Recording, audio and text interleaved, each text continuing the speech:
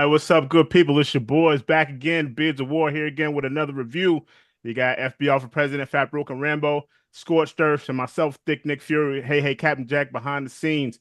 All right, so today we got a little bit of a special event for you guys. We're gonna do a double feature of sorts. We're gonna review 2025's Ballerina, the long-awaited John Wick adjacent movie, and we're also gonna do Killer of Killers, currently playing on Hulu. So if you guys have not seen these movies, I'd advise you guys to pause, come back, hit us up later, let us know what you think. But before we get into it, Rambo, what's up, man? You got a trailer recommendation for us? Yeah, man. So this one dropped earlier today. This is Eddington with Joaquin Phoenix and Pedro Pascal. It's an A24 production. So if you guys don't know, A24 is kind of like a more of a I don't know, like an artsy, like indie house kind of vibe going for it. They do a lot of like horror films like Hereditary and stuff like that. But this one kind of caught me by surprise because it's interesting. It seems like Joaquin Phoenix plays like a sheriff that's running for mayor. Pedro Pascal is the actual current mayor. He's also running for re-election. And I think they're in a small like New Mexico town and like there's some chaos that ensues. The end scene is actually what kind of like hooked me for the trailer because somebody comes out of like a police department with like a 240 Bravo or some crazy shit and he starts mowing down stuff. I don't know, man. These two actors, I'll pretty much watch anything that they're in. So it looks pretty interesting. So I'm down. Uh, Okay. that's pretty much what I got for it, man. I can't even tell you what the plot line looks like. It just looks like they're duking it out for dominance in the election. Right. I think it's kind of listed as a Western slash comedy, if I'm not mistaken. So Yeah. it probably has some comedy to it. Pedro has been busy. That Oh dude yeah, has dude. been busy, man. He's all over the place. So I'm up for it, man. I'm pretty stoked about watching something like this. I think it's Joaquin Phoenix is a phenomenal actor as well. Oh So yeah. I'd be interested to see what this looks like. So I'm down. I'm down to watch this, man. Yeah, I think Yeah. Joaquin has an interesting level, right? A range rather. I've seen him do some stuff that's actually kind of funny, surprisingly. So I think it might be pretty good. Just looking at the clip, it looks like it'll be interesting. I'm down to check that one out for sure. Yeah. Cool. And It, it's a Western. I love Westerns. yeah. So the trailer is down in the links below in the description of the video. So go check it out, man. So tell us what you think. All right, all right. So here we go, man. We're gonna get into this. All right. Let's Uh go. this is Yeah. we've been waiting for this. We Band-Aid. we asked for this. We did. Mm. Uh Again, spoilers ahead. We're going to ruin this. No, they Period. ruined Ruin it. it. They ruined it. But we're gonna be honest, okay? So, like I said, we were kind of excited for this movie. This is Ballerina starring Ana de Armas. We got Lance Reddick in this movie. His final Final on-screen performance. appearance. Yep. We have the appearance by the one and only John Wick. You got Ian McShane as Winston, recurring character. You also have some kind of big names that we really, I guess, didn't get enough of. And Norman Yeah. Reedus, who plays Yeah. Pine, and it's kind of like, well, why? And you have Gabriel Byrne, who Yep. actually is a pretty big character in this movie, but just it for some reason didn't really grasp what we needed from this. And this time frame takes place somewhere between John Wick 3 and John Wick 4. Yep. Because if you haven't seen John Wick 4, we don't know what's happened to John Wick. So this is kind of like a prequel or middlequel. I don't know what you would call it. It's in between. Okay. It's somewhere in between. And we kind of just follow Ballerina's story from her being a child and, not really understanding where her father falls in, but supposedly he like gets into the family, so to speak, and he's like an outlier. So I believe what they're trying to do is they're trying to get these children to that come into this village they have or something like that of assassins. And yeah, so she gets rescued and she ends up, Ian McShane character Winston finds her a family, and that's where she gets hooked up with Anjelica Huston. And as you know, she's the lead of the ballerinas and all that good stuff. So that's kind of where it starts. And I'll let you guys take it from there. Anybody wanna chime in a little bit? Yeah. Chris, you want to take it? Yeah. All right, go for So it, buddy. Take it easy. Take it easy. it's the only way, right? So yeah, like the guy said, we went into it, looking forward to it. I was a little apprehensive, and I guess that feeling was right.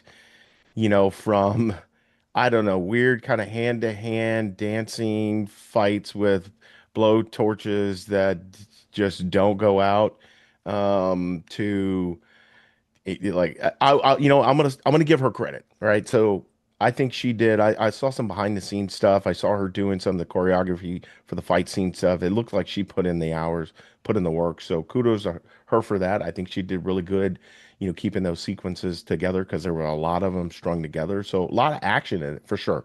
Tons of action in this movie, but it was kind of all over the place. The plot didn't seem right. I mean, there was just it was man, I was just disappointed. I think they took a lot of things too far. They really didn't need Keanu Reeves in this, to be honest. He I was in agree. there for a split second.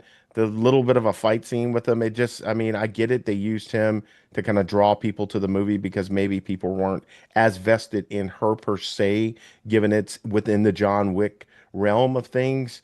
But man, from gunfights with no ricochets hitting anybody in closed spaces to blow torches, like I said again, they're, you know, dang near pocket size that had unlimited ammunition to them, to just insane back-breaking, neck-breaking moments where people should have died, concussions. I get it, suspend reality, but come on, it was just a little too over the top for me. So I was disappointed to say the least. If they did another one of these ballerina, like a two or whatever, I'd much rather go to the ballet and watch a ballerina. All right, what do you got, Rambo? Okay, I'm gonna do this quick because I'm itching to get on to Predator Killer of Killers. All right, so couple things. The first half of this movie, I actually really enjoyed it. It's the second half that kind of lost me. I'll give you my three ups, three downs, and please keep count. Okay, so like her character, I thought was rounded out pretty decently well. I love the fact that she takes the hits. Her train up session is probably the first half of the film. Fantastic. They actually even address the fact that, size and body weight versus, like a larger opponent is challenging. So they taught her methods to kind of like level the playing field. I appreciated that they went to that level. This is John Wick, though, the universe, right? So like in this film, Keanu Reeves fucking dodges like 16 bullets with his sports coat again, once again doing this fucking thing. You know what you're in for. The second somebody felt rolled down the stairs, I was like, Jesus Christ, are we doing another 40-minute like long fall down the stairs like in John Wick 4? Like I think at this point we've kind of reached the extreme of how these movies can go. If you guys remember like the original Fast and Furious, which is a knockoff of Point Break, and I'll never fucking stop saying that. It was relatively grounded, right? So John Wick 1 was relatively grounded to an extent, and then now we get to John Wick 4, or in Ballerina's case, she's got a Nalgene bottle full of like, propane fuel or accelerant that she uses these flamethrowers, and that's the scene that actually lost me. It just got ridiculous. I would tell you that Norman Reedus was critically underutilized.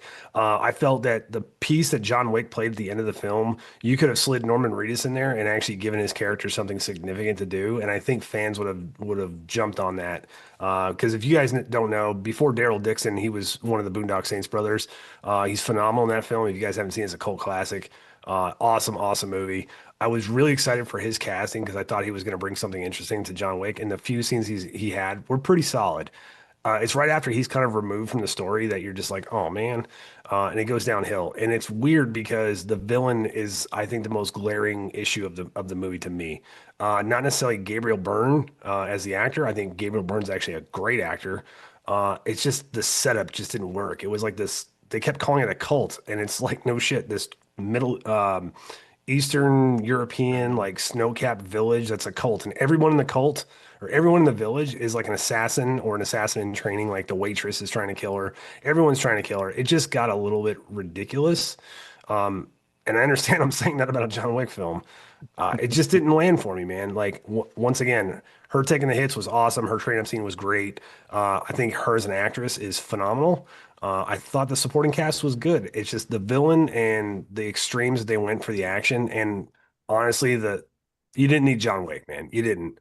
Norman Reedus could have easily filled that void, and you could have expanded the universe in multiple different directions. But you had to play it safe because you had to attract an audience. And lo and behold, man, according to the box office, it doesn't really look like the audience showed up. Um, that's just my opinion. I don't feel the need to watch this movie again. But I hope you guys find some enjoyment out of it. That's the least I could say. Yeah, man. Like I said, I agree with everything you guys have both said.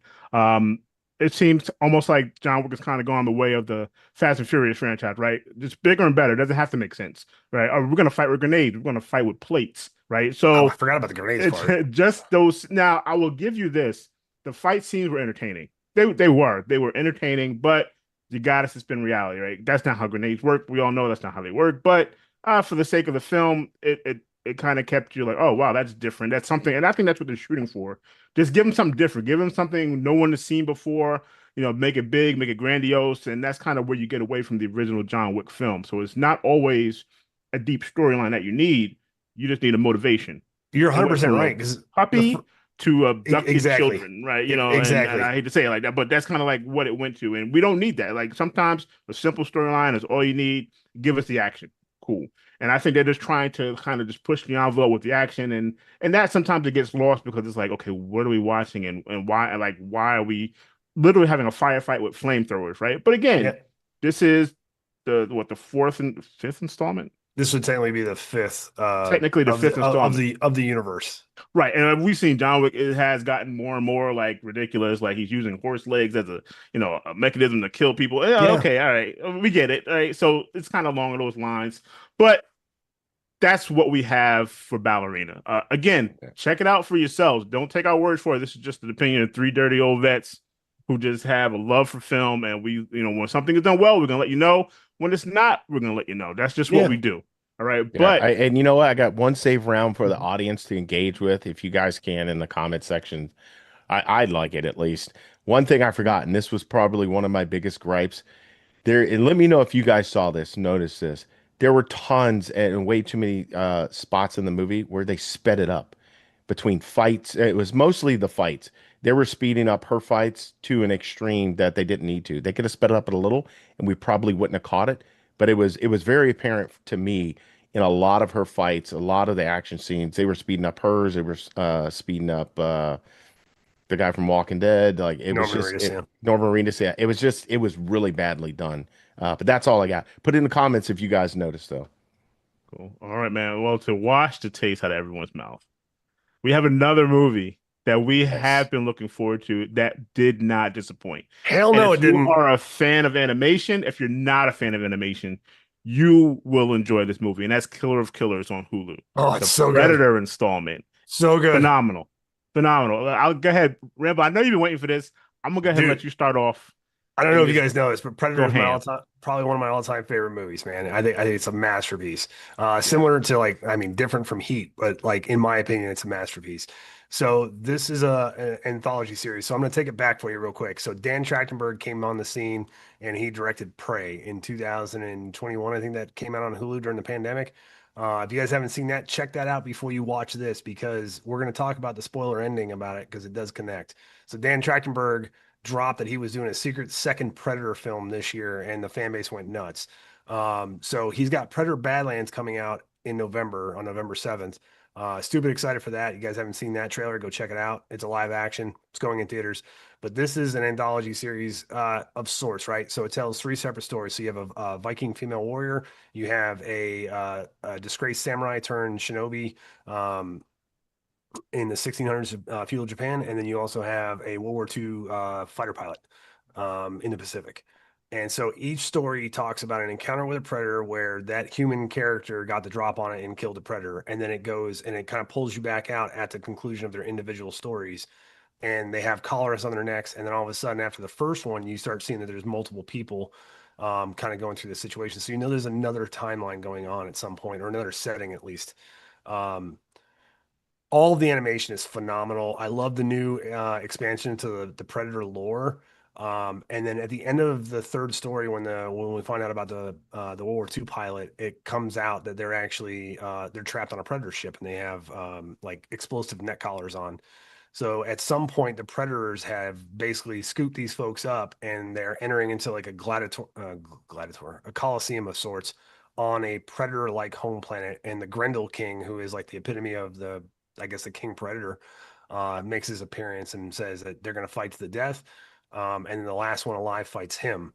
And it's absolutely just like whoever the best hunter slash killer is going to be, and that's how it seems that they reign their community.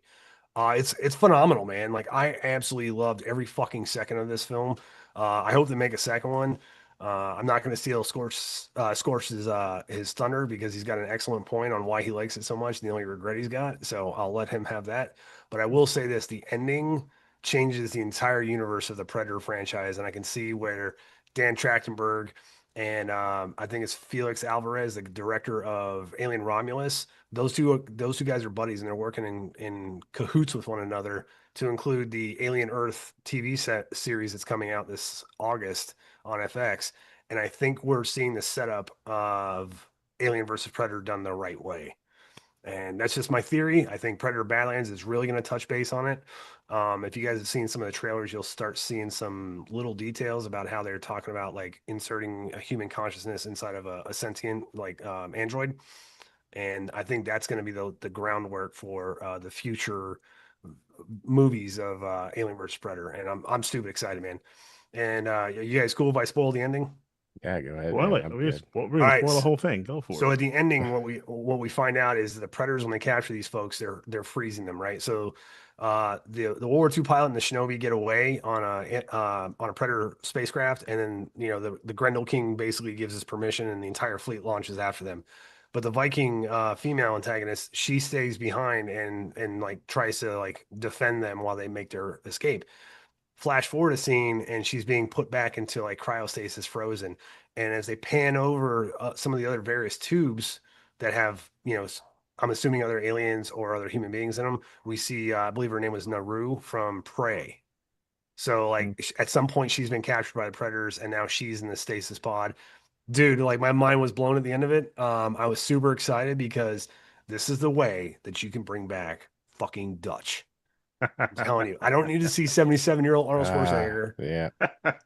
Um, Animation Yeah. saves everything. I would welcome an animated sequel to the original Predator with Dutch coming back, and hell, you can bring in Mike Harrigan, Danny Glover, and just let Yep, them voice their characters, man. that's You it. don't. Animation saves It'd everything, be man. fucking phenomenal, and the fans would go absolutely bonkers over this shit. Agreed. Um, can't wait for November, man. Predator Badlands is gonna be amazing. I can't wait. Cool. All right, Uh, Scorched, man. What's up, man? What you got? yeah, I'm gonna just come in off the top ropes with the negative, right? All right. So the negative is, dude, the the real downside to this is there weren't enough episodes. Wasn't enough. This needed to be longer. Needed like I'd say a solid 50 more. I'd have been okay with that. Like 50 more, drop, all 10 a week, and drop them all at once so I can binge watch them. It was a great animated show. And I'm not big on animated shows. It was great. I was picking favorites on here for in the heroes, heroine side of the house. And it was a tight run, to be honest. Tight run. I gotta go because of the Bruce Lee movies and all that stuff growing up, and the ninjas and stuff, Shokazuji and all that stuff. I gotta go with the samurai, the ninja guy, just because I like that, and then I really liked some of his the escape and evade from the predator. Oh yeah, it was Especially with good. the smoke turning at the Yep. last second, so that the smoke he used the smoke to highlight him because he was invisible to throw a couple of I think it was darts, it wasn't even shurinkens, but it was just awesome. But that's not to take away from my second really tightly close favorite, and that was a Viking. Like, dude, she Oh, she was was great. she was She was my insane, favorite.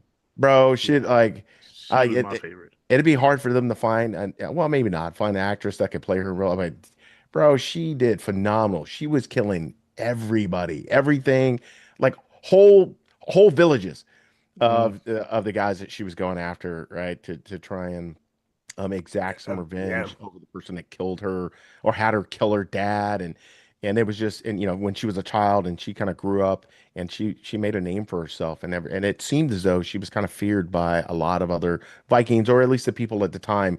And she was like, nah, I want to go to where they're supposed to be. Get there, like, oh no, he built a fortress up in the mountains. We get there. They walked up the mountain, and then they raid with, like, I don't know, they had like She six knocks on the people. door, Yeah, she knocks it. They were like, "How are we gonna get in?" She's like, "I'm just gonna knock on the door." She knocks on the door and just standing there, goes and to just takes work. out the two guards who were probably 3 or 4 feet taller than her, wipes them out, and goes through probably 10, 15 people before she gets to like the main hall, and then all the other action ensued. But it was close. She was a phenomenal fighter. And then at the end, going back to what you mentioned, yeah, when she jumped off the ship and kind of rode the shield down on that Yeah. chain to break the machine that was essentially used as like an anchoring hook of sorts, like a harpoon to hold them from taking off. She broke the machine, they broke off, and you didn't get to see her stay and fight. But then you see her in cryostasis, so she didn't die. They're saving her for something else. Hopefully, those other 50 episodes or so, mix in a few other people. But this was great, bar none. One of the best, shows I've ever seen on that side of the house. It was just phenomenal, phenomenal. Yeah, man. Yeah. Well, there's not much I can add to what you guys have both said, but for me, yeah, Ursa, that was a Viking. She was definitely my favorite just because she was relentless, man. The way she's fighting with the shields, the choreography and I mean, you and the cut off heads. Captain America would have been proud, dude. Like she did work with these shields, man. He would have been And jealous. He would have been right, jealous. right. He's like, well, I didn't know you could use two. And then I mean, they were basically like cutting weapons and shields, right? So it was Yeah. a good use of it. And then the second one with the brothers, right? So they had their rift. He Mm, goes away. it was And good. all he really wanted to do was, hey man, remember that time you cut me? Yeah, I just want a little payback. That was really all it was. He was like, I'm good. But of course, the predator comes in. They fight together. They come together again after all that time. The brother falls, but we have our shinobi that continues on. He's the killer of killers in that scenario. And then you have Torres, who is the pilot, kind of like trying to warn the fleet about what's happening out there. Like, hey man, you guys have to come back. And he's like outside the plane trying to fix the engine. Like it was like Oh, that was really insane. crazy, right? But the thing that I really enjoyed was at the end, none of them spoke the same language, right? So they're having trouble communicating. But when it came down to, I don't know if you guys caught it, when Ursa jumped off that ship and she slid Yep. down, she's like, my brothers got away. You know what I'm saying? It was like, wow, just that quick. She had adopted them. Like they were her family and was like, I'll do whatever it takes to make sure my guys get out of there. And Torres is flying this thing for the first time. It kind of reminded me of Independence Day. Will Smith's like, oh, wow, I've seen how these Right? I'm like, dude, Good I'm comparison. like nothing in there Yeah. is in English. There's no numbers. I'm like, I don't even know how you get the thing off the ground. But Torres is that guy. He figured it out. He was able to get it up in the air. But now with all the Predator ships chasing him, I don't know how far he's going to get. And then we also have, the Shinobi loses an arm, right? So he has severe damage. You got Torres who's flying away. You got Ursa who's back who gets put in cryostasis. And then, like you said, we get our view of the our girl from Prey, so Oh it yeah. leads up to a phenomenal sequel, and I just don't see how it could get any worse. It can only get better Yeah. unless you adapt the formula of, well, we're getting a sequel. It's got to be bigger and better. No, it just has to be good. Just has to be good. Don't feel that pressure to, let's wow them with something. Sometimes simple is the best. Some simple is the best, thing to put together. And this was right up there with the anime. And you guys know I'm into animated movies. I've talked about like Blue Eye Samurai and Arcane. This is right up there. It's at the top, right? So those were phenomenal animated movies as well. If you guys want to check those out, I would definitely suggest you check those out. You also have Secret Level and you have Love, Death, and Robots. Those are anthology series that are really good. They have some really good short stories. It's like 10 minutes per episode, so you're not really dedicating a lot of time. But if you don't want to sit down and watch a 2 hour movie, 10, 15 minutes, you can go watch a couple of episodes. But trust me, you're going to want to watch them all because they're really, very good. So with that being said, man, we did have Michael Biehn. He was a voice. Oh, He was a voice you beat of me to it. the commander for the fleet Yeah, and Squadron Vandy. Commander. He was Yeah. the commander. So he joins the list of being killed, what, a predator, a Predator, terminator, Terminator, and Alien. and an alien. Yeah, he's on So the now list it's now. yeah, it's him, Bill Paxton, and Lance Henriksen. And I bet you that was his bucket list. That's why he worked it that way. He was Probably. like, dude, Yeah. I can't go out like that. I got to get all three. I Yeah, got to get man. it too. And he Right. Michael got Biehn it is one of Yeah, too. my man. favorite 80s character or actors. Oh Yeah. Easily. yeah. Give me, Yeah. yeah. He's phenomenal. Yep. I would say the one thing I really appreciate about it though was at the end when you said Ursula, is that her name? Ursa? Ursa. Yeah. Ursa. So when she looks back at the guys before she bails on the ship, she's like, "Don't avenge me." The one thing I Right. liked Yeah. about that was in 15 minutes, like her scene was pretty much like her story was probably like 15 minutes. Each person was probably about 15. She had an entire character arc in that 15 minutes. And then in that one scene, she's just like, hey man, you gotta let go of revenge. Her entire life's motivations changed. So you Right. you articulated a character in 15 minutes that went through an entire character arc, and I thought that was impressive. And they did it with the Shinobi as well. Torres was kind of I don't know, like he Yeah, his was story there, was a little Yeah. but even with his lackluster. story, like I still enjoyed it. Like it tied everything together. I can't speak highly enough of it, man. I absolutely loved it. I hope they keep making these things. And Fox, Hulu, Disney, whoever the fuck you are out there, don't let go of Dan Trachtenberg. He knows how to do Predator right. So stop fucking around with everybody else and just let this man cook because Give he that knows man what his he's doing. flowers. All Yes. right. Cool. All right, man. So that those are our reviews for today, but we also have some recommendations. So, Snap. Rambo, you want to go first? What Why else you not, got man? for him? So when I was watching Ballerina, I was thinking about femme fatales, and honestly, one of my favorite femme fatales at all times is Charlie Theron. Um, to me, she is incredible as an actress. Uh, I would say Atomic Blonde, man. Atomic Blonde is by far, I think, one of her smaller movies that didn't really get a lot of love. Fantastic cast. It's got her, John Goodman, and shit, who's the dude from Split and younger Professor X, James McAvoy, James McAvoy. McAvoy. Yeah, it's a Cold War, like East Berlin '80s kind of spy thriller, espionage flick.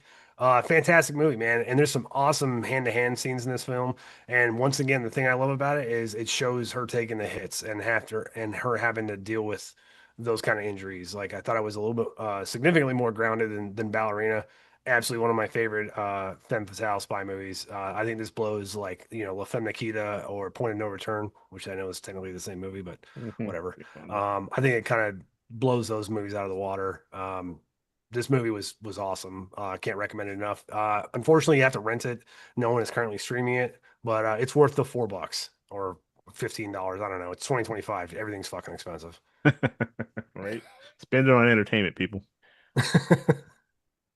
This is why we watch shit movies so you don't have to, like everybody else says. We do this for you. Yeah. All We right, do it for Scorch, the what you got, people and bro? the Because you're going kids. back on us. Oh yeah, he is. Scorch always Yeah, digging in the crates. Go ahead, man. you guys know where I Yeah, live. pull I out the live in vinyls. Pull out live the in the vinyls. 80s. Yeah, exactly. The Get that 8 track. 45s. Got those 45s and 8 tracks. All right, so I'm taking it back to 85 when it was all the way live. Yeah, so this one's on Tubi. Remo Williams. If you guys don't know that one, I don't know what rocks you've been sleeping out under, but you need to get out from underneath. So, in a nutshell, Remo Williams was he was essentially an officially dead cop, right? That was trained to become, kind of a unique assassin. And when I say unique assassin, guys, I'm gonna give you one spoiler from this. He runs on the surface of water. And I'm not talking about just some water that's spilled on the ground. Like a lake, like a pond, big body of water. He learns how to run from, this old Chinese guy that teaches him all the stuff that he needs to know to be this assassin in service, of our government, as it should be, right? But it was a fun movie. It's a comedy slash action spy thing. And it's that when I say comedy, it's definitely comedy. It had some, but it's got its serious moments, got some good actors in there. But the main one, and I won't go through the litany of them, but the main character, Remo Williams, is played by Fred Ward. If you guys don't know Fred Ward, Rest in again, peace, get Fred. out from Tremors. underneath the rocks, man. He was great. Tremors. He was a Tremors. yeah, dude. He was a great 70s, 80s actor, and he was just fun to watch. And the movie was well worth it. Yeah, you guys, you get the opportunity. I would say if you're reaching back into the 80s, you can't go wrong with this. It's a good, popcorn movie. Sit on the couch on the weekend and chill during the rain. Watch. It's great. Yeah. And of course, you have an Asian gentleman played by Joel Gray. Yeah, It's one of those. They but didn't get an Asian guy. Nope. yeah, I think he's no, Jewish. yeah, I don't know. yeah. I don't know if he's Jewish or not, but yeah. Okay. All right. All right, man. So listen, I'm gonna go back. And this isn't really in the realm of femme fatales or anything like that. This takes me back to my first deployment to Afghanistan, where I saw this movie. This is kind of like one of those cult classics, and this is Ong Bak, the Thai Ong Bak. Warrior, right? 2003. It's playing on Roku, I think, Tubi. If you just want a good action flick, right? this is the movie that put Tony Jaa on the map, and I really felt like he could have done so much more. He Yeah. could have kind of went the way of Jackie Chan, but and I don't really know why. He's only I think he might just be 50 or something like right now, but this movie is basically he's a Thai warrior. He goes to get the head of a Buddha statue that's been stolen. So it's a very, like one of those missions of, hey man, listen, you have to do this for your village. It means a lot to the village. He's not doing it for money. He's not doing it for fame. He's doing it because the village needs this. And this is the very spiritual things like that. So of course he goes into the city and there's a fight club. People just show up in clubs with all the different characters, the guys with the big hair and the guys with the funny accents and all this stuff from all over the world. And the fight scenes in this movie are still legendary, right? I mean, this dude is flying knees, elbows to the head, cracking heads, flaming like kicks. I mean, jumping over car. Like this dude literally like, and he's a stuntman, so he's done all his own stunts. But the fight scenes are brutal, man. They're quick, action packed, and it's like one of those you just can't watch it enough, man. Like I watch it every time I get a chance, and it's just good old fashioned kicking ass. That's it. You don't care about what he sounds like. He sounds like a 12-year-old girl, but that's fine, like because he kicks ass, so you can sound however you want to, right? And this dude really, I think his biggest movie as far as America goes was one of the Fast and Furious franchises, right? He played like one of the goons, right? But he could have been so much more than that. And I think he's kind of like along the way of why from the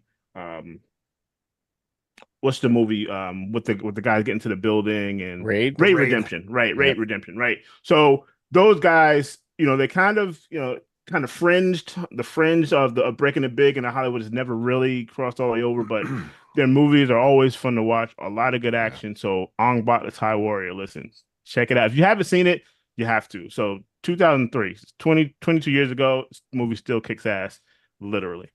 That's Was my that pick. one? Was it that one or two where I saw him come off an elephant That at a was dude? the Protector. The Protector. Yeah, Okay. that was the Protector. That was That another was good good one, too. and Yeah. that's He the was just dude great. from Yeah. that was in it from Mad Max Fury Road, the big dude, the bald Yeah. head dude. Yeah, he Yeah. was in there. So yeah, he's taking down dudes that size. So Yeah. Tony Jaa, Great Ong stuff. Bak. All right. Well, those are our picks, guys. I think we did good today. Ballerina was a little disappointing, but we wrapped it up. Killer Killers was the best. Some solid recommendation for you guys. So if you guys again have opinions, let us know. If you have picks that you'd like us to check out that you feel like kind of goes into this, we're more than happy to check them out. So let us know what you guys think in Absolutely. the comments. Definitely Yeah. subscribe, and we love doing it because this is something that we just enjoy. But we're glad to have you guys with us. So anybody got anything they want to say to push us out? Yeah, no, hey, it was great being here again with you guys. We look forward to seeing you guys every week. And again, get in the comments. Let us know what you think. Gripes, complaints, concerns, whatever. Thumbs up. We'll take it all. We really enjoy doing this for you guys. So again, we look forward to seeing you guys every time. And until next week, scorched out. Big Nick Fury out here. Bad Brother Rambo out here. If you're gonna be dumb, you better be tough.